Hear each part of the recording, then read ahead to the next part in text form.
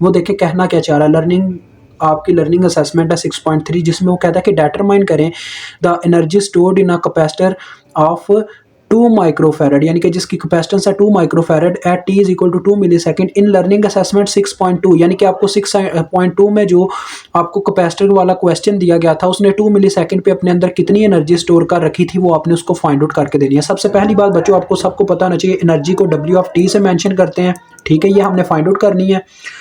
और कब find out करनी है, जब हमारा टाइम 2 मिली सेकेंड पे था, तो यहाँ पे 2 मिली सेकेंड मैंशन हो जाएगा। और आपको ये भी चीज़ पता होनी चाहिए, डब्ल्यू ऑफ टी का बच्चों फार्मूला होता है 1/2 CV square, 1/2 CV of T का स्क्वायर, ये फार्मूला होता है, ठीक है। तो देखो अगर इसके अंदर मैं ये अप्लाई करूँ तो क्या आ जाएगा, 1/2 C साथ में V ऑफ 2 मिली सेकेंड का स्क्वायर, ये आ गया मेरे पास, ठीक है।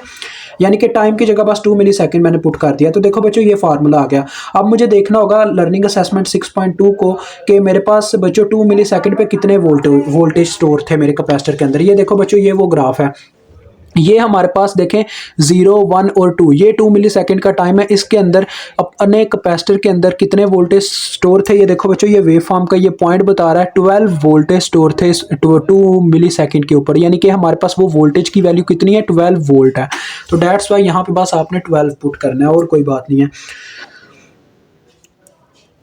तो 1/2 C की वैल्यू बच्चों कितनी है आपके पास, 2 माइक्रोफैरड, तो 2 मल्टीप्लाई बाय 10 पावर इज -6 आ गया। माइक्रो को आप सब जानते हो -6 10 पावर इज -6 के इक्वल होता है। और वोल्टेज हमारे पास कितने हैं 2 मिली सेकेंड पे 12, तो ये 12 आ गया, 12 का स्क्वायर। अब जरा बच्चों जरा गौर कीजिएगा, दो एक बार ये यानी कि आप इसमें कैंसिल हो गए, और 12 का स्क्वायर होता है 144, तो ये माइक्रो, इसको माइक्रो लिख देंगे दोबारा से, ठीक है, 144 माइक्रो। और आपको पता होना चाहिए एनर्जी का यूनिट होता है जूल, और ये भी आपका क्वेश्चन डन हो गया, हमने एनर्जी फाइंड आउट कर दी, ठीक है। तो ये प्रीवियस क्वेश्चन से बस रिलेशन रखता था थोड़ा सा, तो काफ़ी ईजी था बच्चों क्वेश्चन, बस फार्मूले पे डिपेंडेंस है और थोड़ी सी आपकी मतलब कि इसमें नॉलेज भी होना चाहिए आपको किस तरह से ग्राफ को रीड आउट करते हैं। तो स्लोप के फार्मूलाज याद कर लें क्योंकि ये आपके काफ़ी काम आते हैं ग्राफ्स को हल करने में।